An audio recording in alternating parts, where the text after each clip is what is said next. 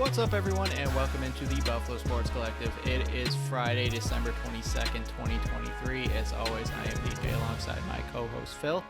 Phil, I know we talked briefly before we started this podcast. What kind of sweater are you wearing today? Because I'm wearing a button-down holiday blazer, maybe? Maybe that's what you would call it? I don't think I'm going to reveal mine to you until... I get to wait? Yeah, you got to wait till either I upload tonight and you see it, or we do a reel and you get to see it. I'll wait for the reel, because yours uploads faster than mine, and then I just make sure mine's there, and I don't even glance at yours. So that's going to be fun. So yeah, big surprise. Big reveal. Hopefully everybody out there on your Friday, last day of work before the holidays, is sporting your sweater, and let us know what your sweater looks like at Facebook, Instagram, and Threads at Buffalo Sports Collective, and on X and Blue Sky at Buffalo Sports Co. Don't forget to subscribe to our channel wherever you listen to podcasts. Check out our website at buffalosportscollective.com, and look for time breakdowns in the description of the show. We will start with the Buffalo Bills, who Saturday night, 8 p.m., face off against the Los Angeles Chargers. I was thinking San Diego, and I didn't say it. It's a must-win game, Phil. They just fired their head coach, the Chargers last week. They just fired Brandon Staley along with a few other people. I believe one of the assistant coaches is stepping up. Maybe the outside linebackers coach, maybe. I'm not positive. I can't remember because I don't really care about the Chargers, is stepping up in the interim. But what is your thoughts on the must-win game that is on Peacock but will be on, I think, Channel 7 locally? Well, first it was the extremely small scare, but Cook missing practice. I know it was an illness, but you never know. There's been actually a few, I feel like, illness-related misses of games recently. So it's been interesting. So you never know what's going to happen. Again, I mean, some players have missed recently due to illness, so you never know what's going on. But to see him back and no injury designation is huge. But the biggest thing with this is what a lot of people have been saying is that it's a potential trap game. You go in to a situation in a must-win game, but it's like you just said, fired the head coach. Herbert's gone for the year. Possibly still no Keenan Allen. Not really sure what his outlook for the game is quite yet, but I mean... He's out. Okay, so no Keenan Allen. So they have no offense. They have no head coach. I mean, it's a game you absolutely should win, and it's a must-win. But again, those are the kind of games that the Bills have struggled with all year so far. The easy games that... The easy half of their schedule, they struggled quite a bit. The harder part of their schedule, the gauntlet that they just went through, they did pretty okay in. So I think it's just a little bit concerning of, have they learned their lesson from the beginning? Is Brady ready to take over this offense officially as far as winning a game like this? Like, can they go up early and then just keep putting points on the board and not letting up at all? And I think that's kind of one of the more interesting things of this game is if they do have a big lead early, like do they just continue to pile it up, or is it going to be more of the run the clock out, keep the score kind of close like they sometimes enjoy doing? But again, the biggest thing is just it being a trap game that has been mentioned multiple times. This team has struggled against the weaker opponents so far, and this is about as weak as it gets with no quarterback, no wide receivers, no head coach. I mean, they're still a football team. They're still an NFL football team, so you still got to go out there. You still got to beat them. You still have to play well, but it should be a win. But those are the games they've struggled with so far this year. Yeah, with the spread being Buffalo minus 12.5. This is the type of game that I could see the Bills losing just because that's the type of season they've been having. They're looking for win 3 in a row and 4 out of the last 5. If they only lost coming in the overtime Philly game. But they have no reason to lose this game. There's no Justin Herbert. There's no Keenan Allen. There's no Joey Bosa on the other side. They just fired their head coach. And, if you lose this game, don't come back to Buffalo because it's perfect elements in Los Angeles because it's the Dome. I think this is There's no excuses whatsoever. I think as long as Cook is back healthy, which I firmly believe that he's going to be playing, I really hope he does. But I think this could be another big James Cook game just because of the Chargers are just really, really bad against the run. It could be an early Josh Allen game just because, he only threw it, 15 times last game. So they could get up early, 14, 21, nothing, and then just let James Cook run the clock out. It could be one of those type of games, but I could also see San Diego having a bit more urgency and pop because sometimes, not all the time, but sometimes once your head coach gets fired, you're trying to playing for your own job because there's going to be a change of the guard there, especially when your GM gets fired as well. Some of these players are playing for their jobs and their careers, so that could be part of the trap game that you were talking about, where some of these players are just going to ball out, and that can be a scary thing when you have nothing to lose, and that's kind of where the Chargers are. Yeah, I believe Cook has no injury designation going into this game, so right. So that's even better. Yep, he should be there. And it'll be interesting to see if they do get up early. I know Ty Johnson's been used a decent amount more recently, and I have liked his complementary football. I obviously don't think he's better than Cook, but I think he's been doing a good job when he's been brought in. So I wonder if they do get up to a lead early, if it'll be more of a him and Latavius Murray ground and pound kind of game, simply because you don't want to burn Cook out as much. I mean, it's a game where he's been fine all season, but now if you are really starting to think and look forward and kind of keep your eyes on playoffs at the same time that you're keeping eyes on, winning this game, obviously, if they get up early, do they start subbing some of these players? I'm talking maybe second half, not first half, obviously, but, starting to get some of these players out of the game, or maybe not used as much, simply to make sure there's no freak injuries, make sure they're staying healthy, and we'll see kind of how that all plays out. But yeah, I mean, the biggest concern is the idea of a trap game. I really don't think there'll be an issue, but again, those are the games that all season long have been an issue. So it's a little scary in that mindset. Like, I mean, I feel like it's just very uneasy going into games like this, because it's easier to be worried about a game against the Cowboys coming off a massive Eagles win, arguably one of the best teams in the league. Like, that kind of game is justifiably nerve-wracking because it's a really good team, and then you came out there and crushed them. But this kind of game is unjustifiably nervous because you should go out there and crush them, but it's still very, very uneasy feeling going into this game. Like, is it just going to be one of those Buffalo kind of moments where they lose a game like this where they're absolutely not supposed to? Yeah, if you want any chance of the AFC East, if you want any chance of playoffs, just keep winning. You have to win this one. You can't drop this one, especially with the big-time Miami Dolphins game in Week 18. But we'll look around the league right now. The playoff outlook is what we're calling it now. The 8-6 Bengals are taking on the 7-7 Steelers right before the game. The Bills play Saturday 4:30. I think you're rooting for the Steelers because the Bills, if they do end up winning, they'll still stay ahead of the Steelers, and then they'll jump the Bengals if the Steelers upset the Bengals there. And no Jamar Chase, so that definitely helps them. The 8-6 Colts, that number is going to pop up a lot. 8-6 are heading to Atlanta to face the Falcons Sunday at 1 o'clock. Obviously, you're rooting for the NFC team and the Falcons. The 9-5 Browns are taking on the 8-6 Texans. I think you want to root for the Browns in this one because you kind of got to catch up to the Texans, and the only way to do that is to get a loss. I mean, one of these teams, two of these, you can still allow two teams to make the wild cards as long as the Bills are one of the final three. So in this one, I'm rooting for the Browns, honestly, because you don't want the other team down. Yeah, you're right.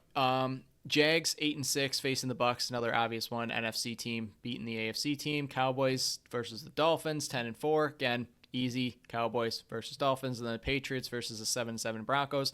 Knock the Broncos back 2 games. That's a fun Sunday night game that we get to partake in on Christmas Eve. You're rooting for the Patriots. Phil, any confusion on those teams that you're rooting for? I think the biggest, head scratcher would be the Browns versus Texans, who you're really rooting for.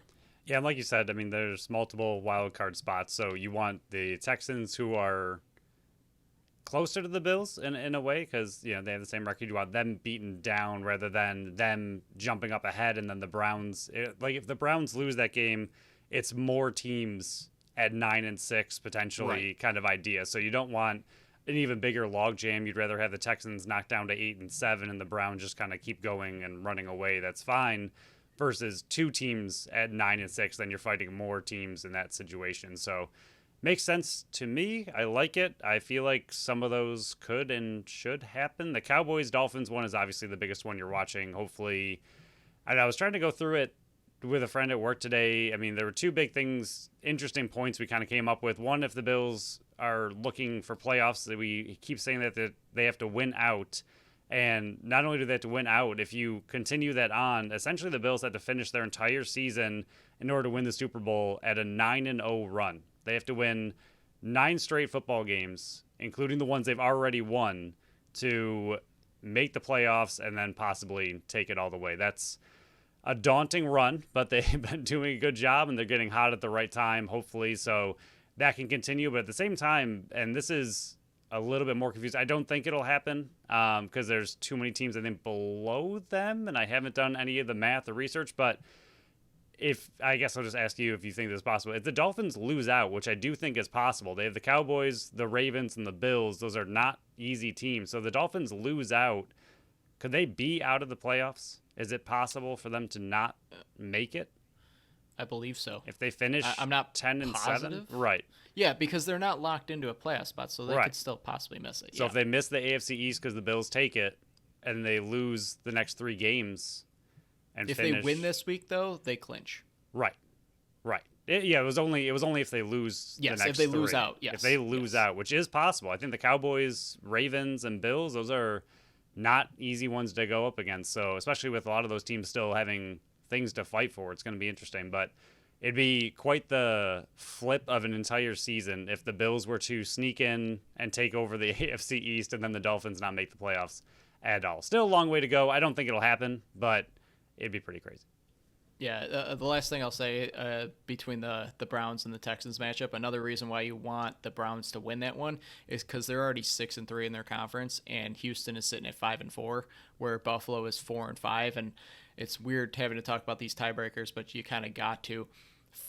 Bills win. Let's assume the Bills defeat the Chargers. They move to 5-5 in their conference and 9-6 overall. Say the Texans lose to the Browns.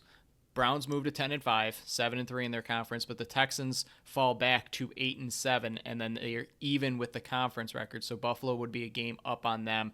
You leapfrog teams. You're not trying to bring Cleveland back because you're still going to be behind them, and then you still be behind Houston by another game in the conference record. So I really think you're really rooting for the Browns. That's why it stunk the Browns won last week, because it could be a different story here. But that's why I think you're rooting for the Browns here, because it would knock Houston behind Buffalo, and that's what you're looking for at this time in the schedule. Is you're just trying to leapfrog teams. Whatever you can do to leapfrog teams, that's what you're hoping for. But big game Saturday, must win. We'll move on to Fantasy Blitz, even though I don't want to, because I lost to my brother last week, so I am out of the playoffs. Nothing really matters anymore. And guess what? I was also chopped from guillotine, having one of the lowest scores of the entire year. One, because I started Najee Harris, who was ranked 29th going in, and he finished 71st, Phil. That doesn't happen. And he was healthy. It's not like he got hurt. You had Keaton Mitchell, who did get hurt, but he still finished 20th. So week 16, semifinals, teams are trying to get into the finals. Who is one of your final Fantasy Blitz players for week 16 in the semifinals of the playoffs? So I have 2 questions for you super quick because it's a blitz. So one, can we use players that are currently playing while we're recording? No. Because this comes out on Friday. Okay, I had it ready if we could not. So I'm going to pivot to a different player. I was going to pick comeback Cooper Kupp, but he is playing tonight. That's just not fair. Yeah, he's finally starting to look decent again. But I'm going to pick someone. Not good enough for me and guillotine. That's fair. He did help me not have a license plate holder that says I'm terrible at fantasy football, so I'll take it for now. The player I'm going with is Rashee Rice. He is currently ranked 26. He is on the rise. He's a player I've been holding on to most of the season, hoping for this late season breakout, and he is hitting it. In the last 4 games, he's averaged 8 catches and 83.5 yards, as well as getting touchdowns in 3 of them.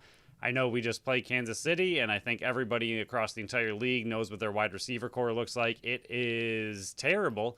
And it seems like Rashee Rice has stepped up huge in that absence, and he's really kind of their wide receiver 1 by far. And I think he's just being included more and more and more as he's been one of Mahomes' only reliable targets outside of Kelsey. And I think he's finally being rewarded for it. Again, 8 catches, averaging in the last 4 games. He's looking real good real recently.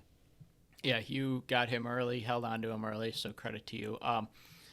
I'm really bad at this, so don't really just take this with a grain of salt. I mean, PK's last two given weeks up. when I have, nothing really matters anymore. I picked Drake London, ranked 38th right now, and yeah, his coach is still Arthur Smith for some reason. Another quarterback change. They're going back to Taylor Heineke behind center.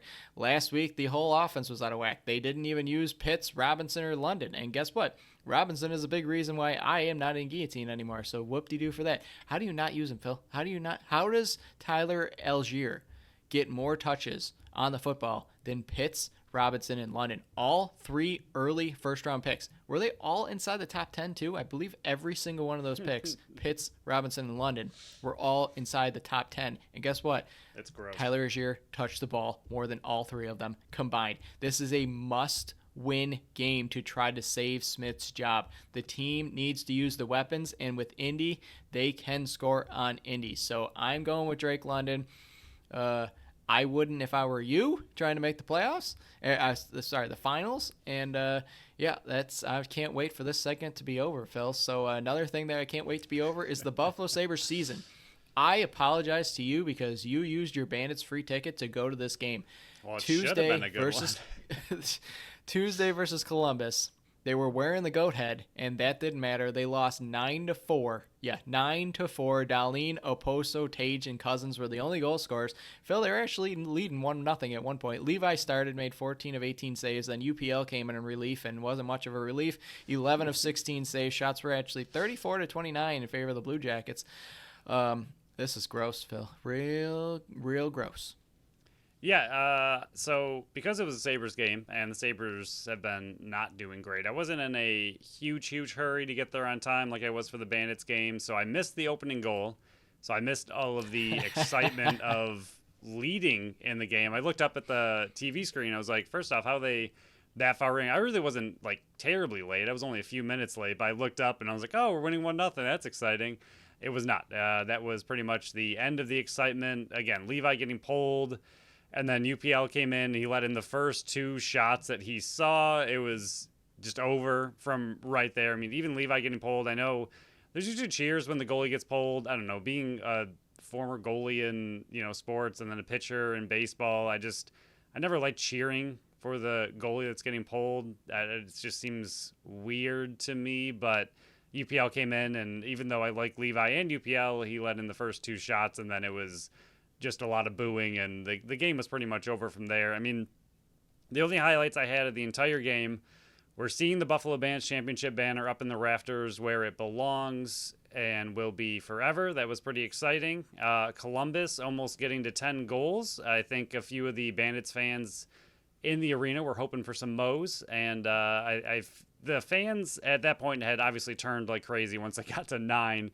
So this was at the very end of the game. There were only, however many fans were left. And every single time Columbus got close to scoring, there was more cheering than booing at that point to try to get them to 10, which is very embarrassing. And then on the way out of the arena, it did smell like Lucky Charms, which was, that was nice. That was nice. But that was about it. The rest of the game looked awful. The team looked awful. They looked disinterested. I mean, the booing, I was part of it. It just was well deserved. I don't necessarily know if Granato is the issue, but I don't know what you do with this team. It's so disheartening, depressing. I mean, we're right back to where we were 2 years ago. We thought this was the season to kind of take over, get them over the hump. They were really close last year. The team looked really exciting and fun toward the end of the year last year in the playoff hunt, and then this team comes out here and just doesn't seem to care at all. Jack Quinn came back and did nothing. I mean, this isn't against him or a shot at him, but like the excitement of having a young, talented player come back into your lineup, and there was just no giddy up and go. I mean, you lost to a terrible hockey team, and it's just really embarrassing to see what the Sabres are doing right now. Yeah, I was fooled again. Keep doing this to myself. I know I've shared how much I love this team and have loved this team my entire life, and I don't know what else to do anymore. I honestly don't. I've ranted, I've raved, I've cheered, I've tried to believe, just dead inside. And this game honestly is is one of the worst times I've felt in a very long time. They were actually leading. Again, I've said that. They were leading, you've said that, for just the 13th time this year, and they were 10-1-1 up until Tuesday night. Then Columbus would score 7 goals in the next 21 minutes and 52 seconds. Yeah. Sabres had 2 shots on net in the final 18 minutes and 40 seconds in the first period.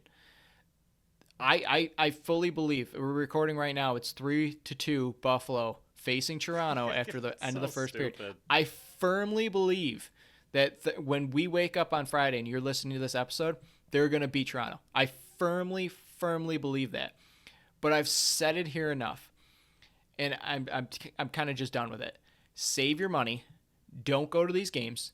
They are not worth it. There was zero compete with those players. You saw it in their faces. They didn't want to be in the ice. They didn't know what to do. They didn't care. Half the players left the locker room before the media even was there. And then Kyle Oposo, who was even one of the few that even talked to the media, he got the perspective was all wrong. The fans weren't booing because of the last 12 years of buildup. They were booing because this is all we heard, that this was the year of playoffs. And we are guilty enough to say it, that it was playoffs or bust for this team and that they were a playoff team. They were not booing because of the 12 years of built-up frustration. They were booing because you got the doors blown off by one of the worst teams in the NHL, 9-4, and they scored 7 straight in a little bit more than a period. That's why they were booing. They were not booing because of the 12 years. I'm sure that there was a little bit of frustration built into that, but they were mostly booing because of your performance that they paid money to see. It's just, I don't know what to do with this team anymore. I don't know if like I said, we were lost last episode. I don't know if it's Granato. I don't know if it's the players. I don't know if it's just the whole organization is just a cursed dumpster fire. But for 12 straight years, it's going to be 13 now. This team has not brought any joy to the fan base besides the year that we were cheering them on to lose so we could get Jack Eichel or Connor McDavid. For those of you that are still whining and complaining that Jack Eichel wanted his butt out the door and there wasn't enough proof already, this season is becoming the next line of proof of why Jack Eichel didn't want to be in Buffalo, because all Buffalo known for the last 12 years is losing and disappointment. And honestly, I've said it so many times, you're losing so many generations of fans because your team just stinks. And younger kids don't want to root and follow a team that stinks continuously. They get made fun of in school, and then they go pick a team like the Vegas Golden Knights, who are fun to watch because they have players like Jack Eichel. They want to be there and want to win. It's just, I don't want to talk about this team anymore, and we still have so many more games to go, and it's not even the new year. And once again, I hate everything about it. I want to write them. Can we scribble off the Sabres and our logo and just not have to talk about them anymore? It'd be nice. And as far as like the 12 years thing goes, I think last year pretty much eliminated it for the most part. I mean, I understand that the playoff drought is still very much alive and active, but like last year the fans were back. You know, they were excited. We were excited that they almost made playoffs. Like, people were going to the games again, right? There was hope. There was, you know, a loud raucous crowd at the home games. Like, there was excitement. So like the year before that, sure, then I would 100% agree with the frustration because the team was terrible and you weren't going to make playoffs and it was a long drought and there was just, like you just mentioned, there was no hope a year before. You're still deep in the rebuild mode. Every loss was just like, oh, whatever, this is terrible. And yeah, that was part of the built-up frustration of not being in playoffs for so long. But last year, there was a lot of excitement. I think the fan base was back into it. This year, like you said, we were dumb enough to believe that they had a shot of actually making playoffs. And I think it's more the fact that this was supposed to be the year to finally get back in, and now the frustrations are based on this year. I think last year really kind of took away the previous terribleness because it was so close to getting into playoffs. So I feel like even though they didn't make it, it was pretty much there. Like, your fan base was back. Everyone was excited. You almost made playoffs. It was, you know, all the, like you mentioned a few times, all the players at the end of the season were really upset. They were ready to get the offseason going. They were ready to, you know, get right back at it. They didn't want hockey to be over. And here we are, under 500, looking terrible and losing to one of the worst teams in the league. And then, like you just mentioned, beating the best teams in the league. Like, it just, none of it makes sense. And like you said, I don't know if it's the players, the coach, but it's just frustrating to talk about this team. And it is very seriously heading toward another busted season unless they really go on a huge winning streak. I know it's still early-ish in the season, but they're digging themselves a massive early hole if they have any chance of digging out of it. It's hard to see right now from a team that just got blown out by Columbus. Their first game was Thursday, October 12th. Their last game besides the game that's currently going on right now with Toronto was Tuesday, December 19th versus Columbus. That is 33 games. Phil, how many times have they won back-to-back games? One. Not points in back-to-back games. One back-to-back games. I believe it's 2. Nope. You guessed too high. You were wrong. They've won back-to-back games one time. And it was versus Colorado on the 29th of October. And then Wednesday, November 1st, they won 5-2 in Philadelphia. That was the last time this team won back-to-back games. And only. And only.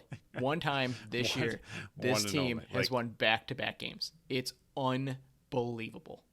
I mean, we'd have to go through and do some digging, but I have to imagine all other teams pretty much in the NHL have found a way to have back-to-back wins more than once this year. I mean, even if they are below the Sabres in points and wins, it doesn't mean that they didn't string those back-to-back throughout the entire season, unlike the Sabres who can't seem to figure that whole step out. The last 11 games, they've won 3 of them. It's just gross.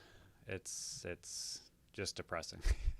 I just don't even know what to do anymore. So I'm gonna do this really quick because you asked the question. I'm just really curious about this because the worst team in the NHL is the San Jose Sharks. 32 games in, they're 9-20-3 with 21 points. 21 points. That's only 8 less than the Buffalo Sabres. I know Chicago Blackhawks are up there too, but they're 10-20-1.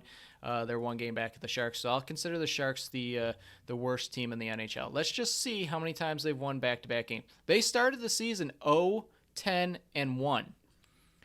Then they won back-to-back games. Okay, there's 1. They have another back-to-back games. Oh, there's 2. And another. There's 3 times the worst team in the NHL won back-to-back games. 3 times. And the Sabres have done it once. 6 of their 9 wins have been back-to-back. Just pathetic. This team is just absolutely pathetic. I don't know what to do anymore. I've lost words. I don't know how to. I'm just so angry. Over it. Oh, I'm looking at this. Chicago Blackhawks won. There you go. 1 back-to-back win. Congrats. You're tied with the Chicago Blackhawks who traded and cut every single person. They only have Connor Bedard. That's who you're tied with. How about those Bandits, PK? I hate that I still get worked up over a team that doesn't deserve any of my attention. So, yeah, well, they're going to beat Toronto, and then, everybody's going to get hyped again and just go, wow, you can keep beating Toronto, but you can't beat these bottom. I don't care. I don't know. They're playing a few great teams in a row. Maybe this is when they'll win a few games in a row. Maybe this is what they need. Keep saying it. Maybe this is what they need. I don't know. Only play Sabres, top 10 teams the rest of the year, and maybe you can win. I am going to go and say, unless they win back-to-back games more than 1 time this season, I am not going to invest any more of my emotions and time. How I'm talking right now is going to how I'm talking about the Buffalo Sabres moving forward. Straight monotone. Yeah, they don't deserve anybody's money or time or patience. The players quit on Tuesday, and that's the worst part of it. There was no, even if you want to say, oh, they scored 3 goals in the third period. It was what, 7-1 going in. Yeah. Come on. Okay, that was one of the most interesting things about that game was seeing that it was 7-1 and eventually 7-2, and then looking up and realizing you're only in the second period and you still have an entire third period to go. It was like, oh my God, how is this game not over? And it's 7-1. It's like, what? How is there still so much time left in this game? There's so much more time that they can get to 10. Pretty much. I wish they would have gotten to 10. They were so close. I wish they would have gotten to 10. But, yeah, let's move on to a team that we actually enjoy talking about and following, Buffalo Bandits. They are off this week for the holidays. There's only 3 games on the schedule, but 2 games in so far, Phil. 1 win, 1 lost. It's a very small sample size of what the season looks like right now.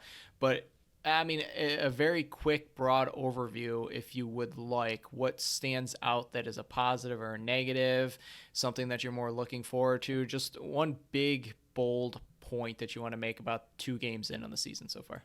All right, well, I brought up a few minor points. Is that okay? Okay, that works. That adds into one big point. All right, I will do my 4 minor points without really getting too into them. So I have no face-offs, no problem so far. I Yep. don't care. I don't care about face-offs. You just won 3 of them against one of the best teams in the league, and you were still able to beat them.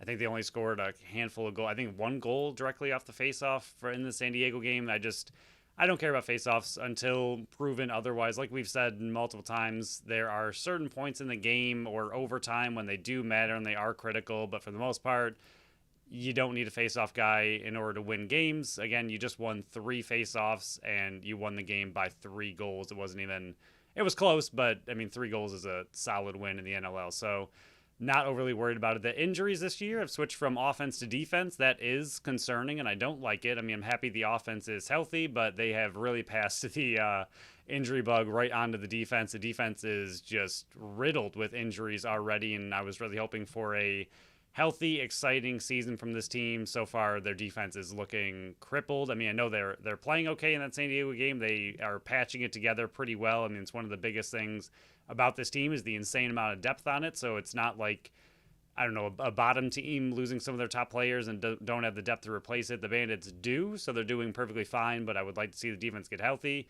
Josh Byrne looking absolutely lethal. I know he's always been good, but again, he seems to take another step every single year, and he's doing it again. And then Vince, after that first kind of weak start, he looked incredible in game 2, so it doesn't look like he's really lost a step. It usually seems to take the entire Bandits 1 game against Albany to start their season, but Vince, once again, looking quite good. Happy to see it.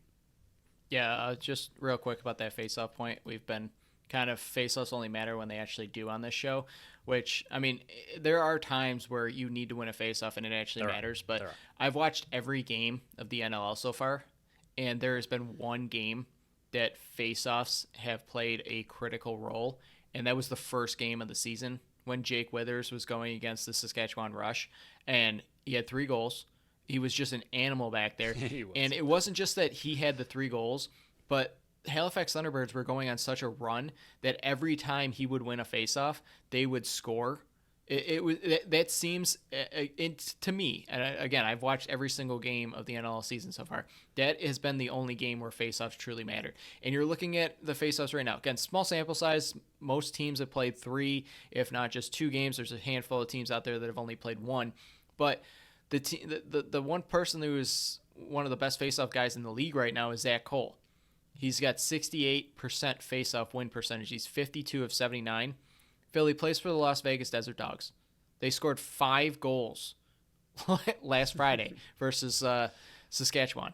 And, yeah, that didn't matter. This is kind of what we mean, where even with Trevor Baptiste, he was winning tons and tons of faceoffs. But guess what?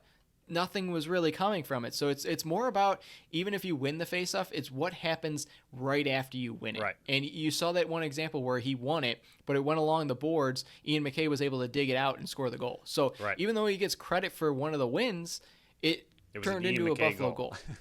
Correct. So it's faceoffs matter based on what you do immediately after the win, in my opinion. So if nothing really comes of the faceoff win right after, it's not really a big deal. And to me, only one game has really been affected. But when I was looking at it, and I like to dig a little bit deeper into the numbers. I'm not like a big numbers guy. Yeah, analytics. I'm not big into that. But I just kind of look at what I did last year, where I noticed that the Buffalo Bandits were really, really good in the third quarter. Last year, they scored 68 goals in the third quarter.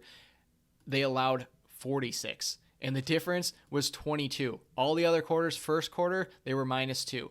Second quarter, they were -3, so -5 in the first quarter. They were +22 in the third and +3 in the fourth. So the third quarter seemed to be whatever went on in the locker room, they came out a different team. 2 games in, again, small sample size, they're 9 for 4. They've scored 9 goals. Their opponents have scored 4. So it's on the same pace. I know there's one outstanding number here. It's the 8 goals in the second quarter by the Albany Firewolves in Game 1, which is really throwing the numbers out of whack because, Buffalo Bandits are 1-1, but they have a -1 goal differential right now.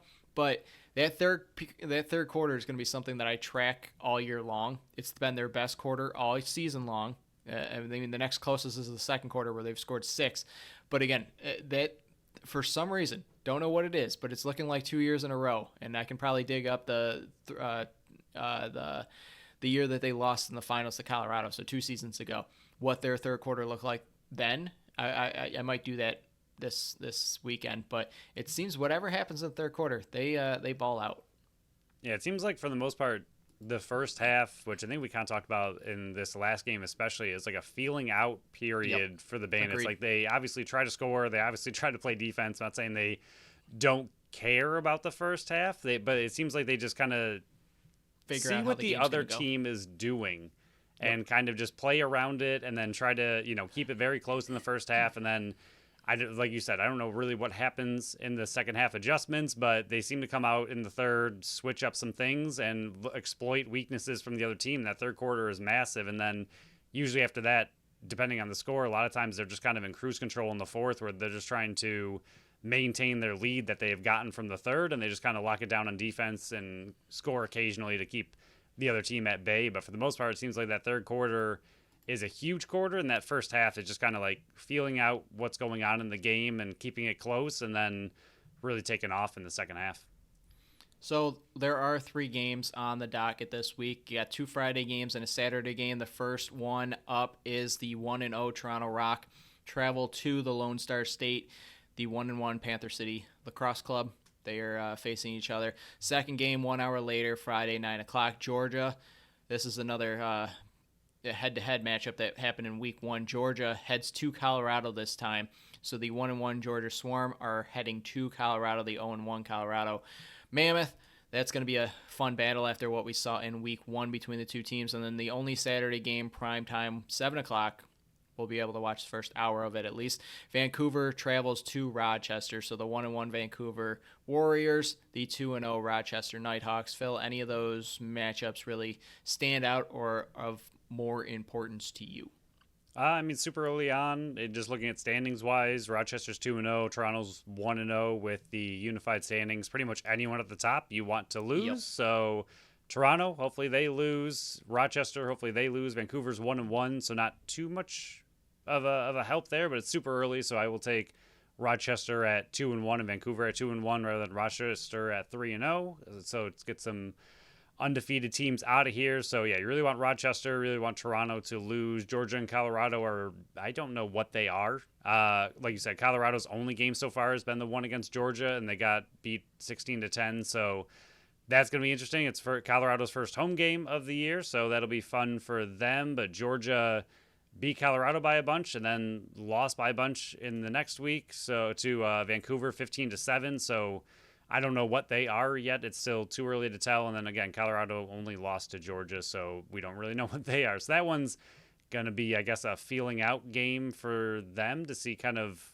where each team is so far early in the season. But yeah, other than that, you want Toronto, Rochester, old East foes to lose to the old West Conference teams. Yeah, I mean, I wrote a bit more about this in the article I put out on Thursday, the power rankings. So I kind of talked a bit about what I'm looking for these teams. Toronto is, will Tom Schreiber be back? Because I'm interested to see from an outside perspective, trying not to be biased, what that Mark Matthews, Tom Schreiber connection will be.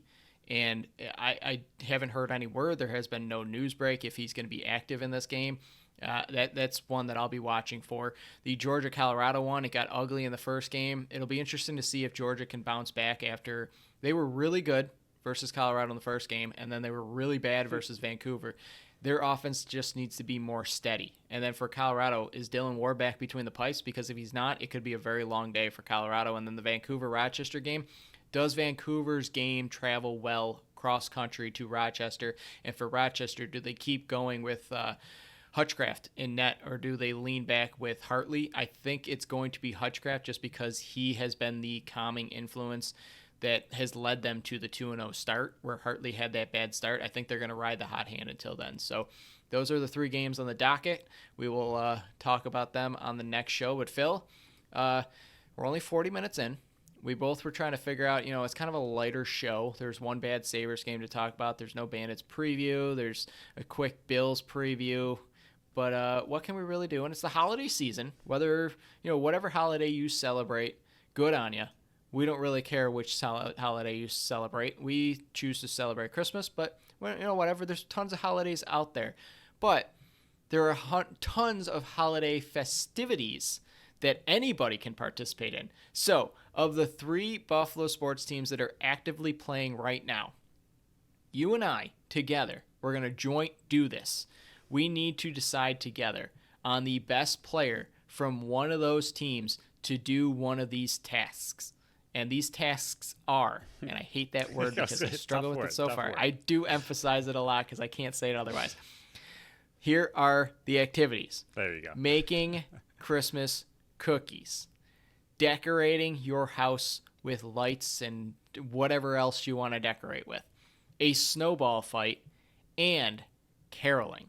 So the way I broke this down is I tried to pick a player from the Bills, a player from the Bandits, and a player from the Sabres.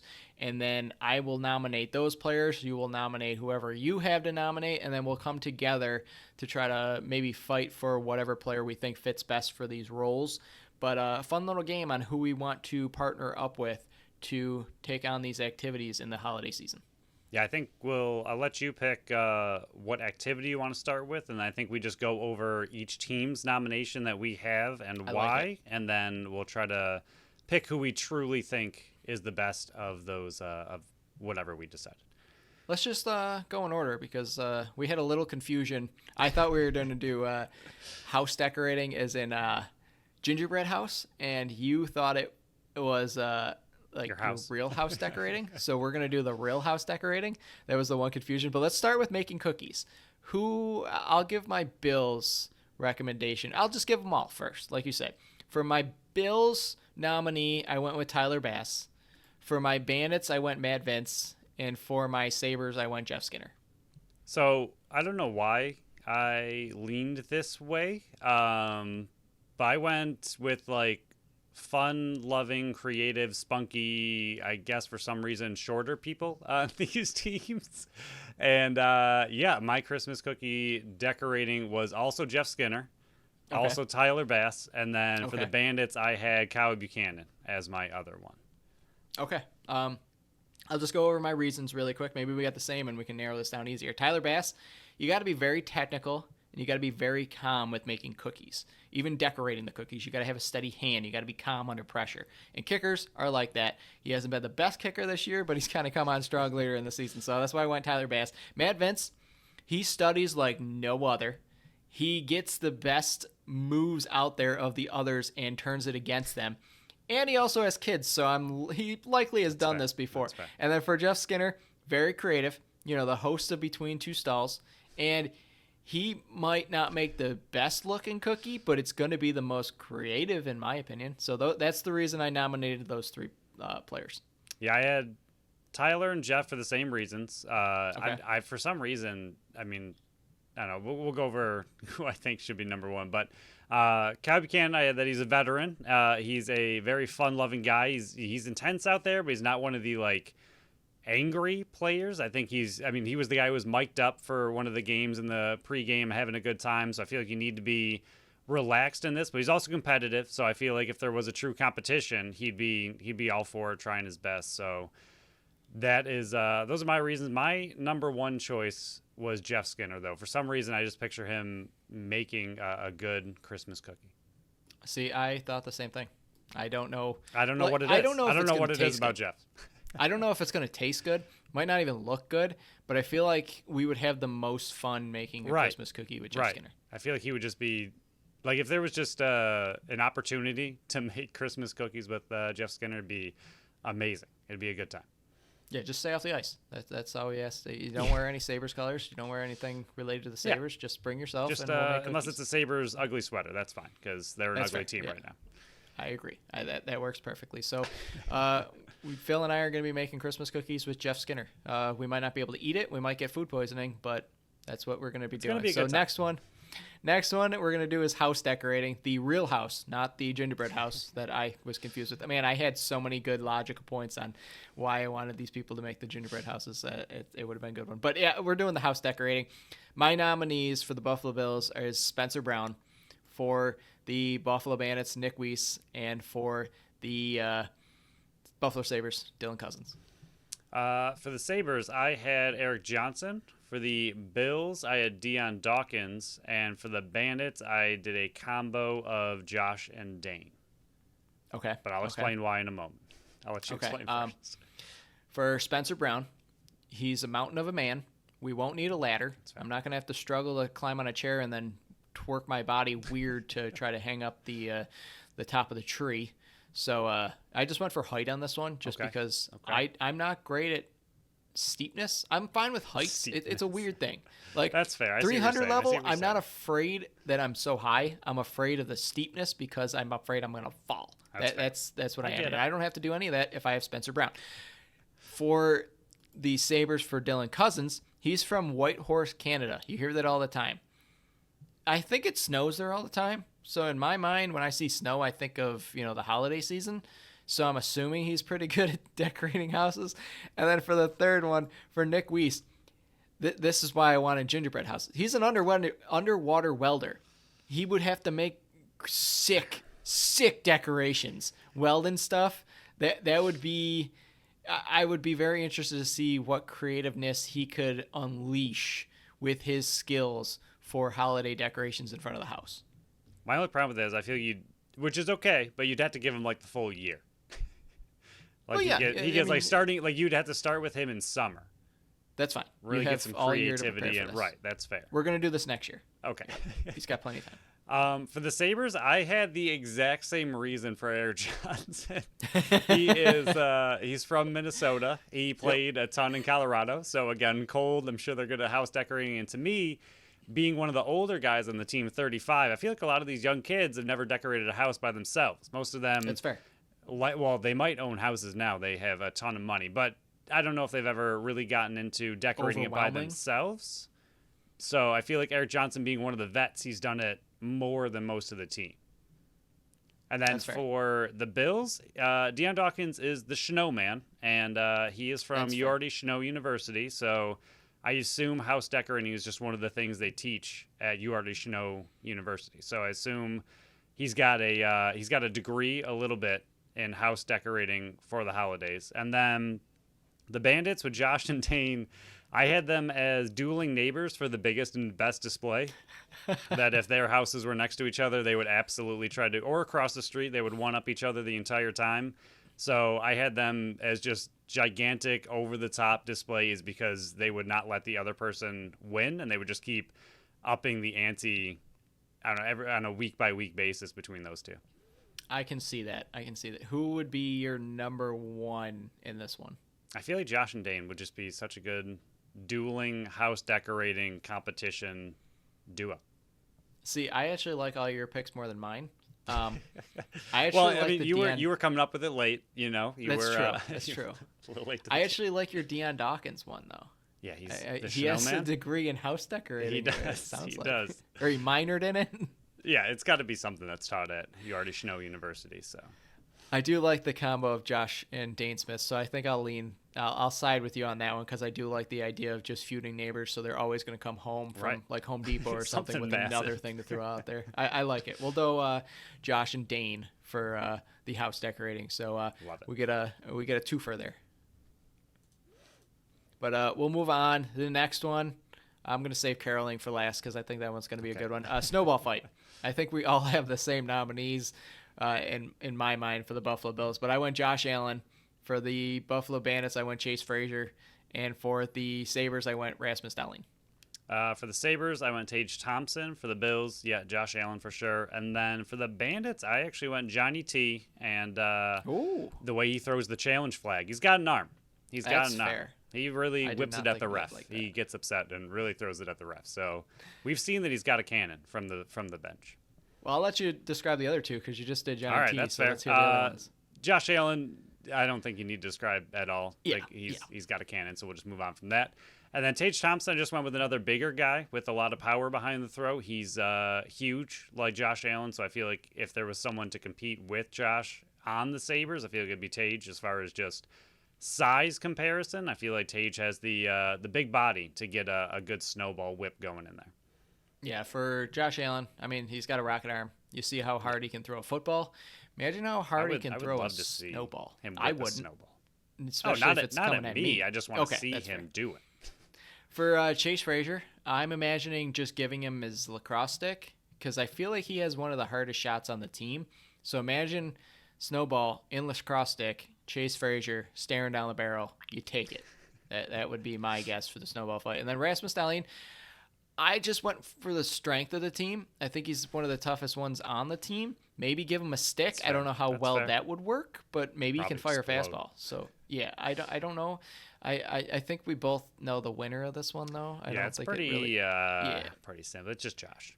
It's Josh Allen. I don't know how we've done it 3 through. We've already picked a Sabre, a Bandit, and a Bill, but it's worked out that way. Well, so Josh Allen, we want you on your team. Yeah, we want you on our team for Snowball Fights. But I would love to see how far he could throw, like a well-made one, and in general, I just want to see him hit a target and just see what kind of speed we're getting. I mean, not in season because that can really hurt your arm trying to whip something that's super light. But out of season, when it's over and they won the Super Bowl, maybe when it's snowing at the Super Bowl or something, he can pick up a snowball and chuck it through the uprights or something. Was that last year or the year before where the fans were throwing snowballs onto the field? Was it 2 years ago with the crazy snow game? Was that I think it was, 2 or 3 years I ago? think Or it just was that insane snow game where everyone was just whipping snowballs all over the place? What should have happened was after a touchdown, Josh Allen should have made a snowball and tried to throw it out of the stadium. Yeah, absolutely. We need that. We need that pronto. Okay, we'll move on to our last one here, caroling. This one should be interesting. I can't wait to go over my reasons for this. I nominated Ed Oliver for the Buffalo Bills, Steve Priolo for the Buffalo Bandits, and Alex Tuck for the Buffalo Sabres. For the Sabres, I had a duet again of Jack Quinn and J.J. Paterka. And then for the Bills, I had Reed Ferguson. I'll get to that. And then for the Bandits, I had Chris Cloutier.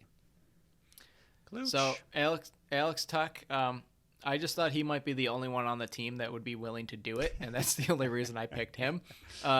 Steve Priolo, I think with that deep voice he has, I think he could hit notes that we couldn't get.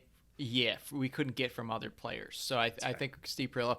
Ed Oliver, it's less about the singing and it's more about the approach. I see him coming in singing while riding his horse down the street. Imagine Ed Oliver on his horse singing carols at your door. That's why I picked Ed Oliver. I like it. I'll start with my Bandits one because it's similar to yours. I think Cloutier would have a big, deep voice as far as singing as well. I feel like he's got that going for him. So I did that. I was struggling for the Bandits. I was trying to remember because you know how they always sing the happy birthday songs? I was trying to figure out who had the best voice, and I couldn't remember. Well, that kind of leads me to the research I did on the Bills and the Sabres. So the Bills, they had the 12 Days of Christmas 2 years ago. Oh, yeah. And I carefully listened. They were all bad for the most part, but Reed Ferguson was given the Partridge in the Pear Tree, and that was the one that was most repeated. I let him repeat the magic for caroling. I think he did a decent job, but we've actually actively heard him carol, so he's got a little bit of experience there. He's got some experience. And then Sabres, Jack and JJ were doing holiday gifts last year together. They were giving all the team like goofy little things as a duo, so I thought their chemistry and spirit would be really nice for a caroling duet between those two. So who would be your number one nominee for caroling? I think for me, I'm going back to Reed Ferguson because he's got the experience on his resume. So it's going to be a Bill because I'm nominating Ed Oliver. Oh, man. Okay, you want the horse would be nice. And now the horses, can he pull a sleigh? Can he be in a sleigh? Or someone in a sleigh? I got this. Okay, here we go. Ed Oliver on the horse, pulling the sleigh with Reed Ferguson. Okay, perfect. Done. Okay. Sold. Ed Oliver, we get another twofer. Love it. Oh, by the way, Buffalo Sabres 5-3 in the second period. They're winning? Yep. Disgusting. I hate it. Yeah, I knew it was coming. But yeah, we'll review this. Making Cookies with Jeff Skinner. Dane and Josh are going to compete for the house decorating. I mean, I guess you get one of them, I get the other. Snowball Fight, you're going to get pelted by Josh Allen. And then for caroling, marching down the street, or galloping down the street, is Ed Oliver on his horse with Reed Ferguson singing from the sleigh. I love it. I love all these images. We'll have to have producer Pat whip up some graphics that are near impossible and probably just impossible. But see, this is all I'm thinking is Jeff's in the house. You can see him through the window baking as Josh and Dane are trying to decorate their house. On the front lawn is Josh Allen pelting people with snowballs, and then just down the middle of the street you see a sled with Ed Oliver on the horse and Reed Ferguson belting his voice out through in the sleigh. Absolutely love it. That is the Buffalo sports image, the Buffalo sports collective image, bringing all three teams together that we need right there. Where else can you get this type of content than with here on the BSC? Producer Pat, get on this. I need this graphic. We could sell so many t-shirts. I love it. That was a happier ending to a interesting episode. Yeah. Phil, anything else on this episode before we shut it down and get ready for another weekend of sports entertainment? Yeah, we'll have to come up with possibly something else. I mean, the Sabres will have a game possibly to talk about a win. We'll see if they don't collapse. The Bills, hopefully we're talking about a win, and then the Bandits are still off. So that's depressing. Yeah, we're going to be recording early them. Sunday before Christmas Eve when we start having some festivities for ourselves. So we won't be able to talk about a bunch of the NFL games, but we will be able to talk about the Bills game because they face on Saturday. We'll be able to talk about the NLL games. And then the Sabres, we get to talk about them again, and maybe some more fun stuff because our episode will be coming out on Christmas Day, the 25th. So whatever holiday you celebrate, I hope you have fun and safe times.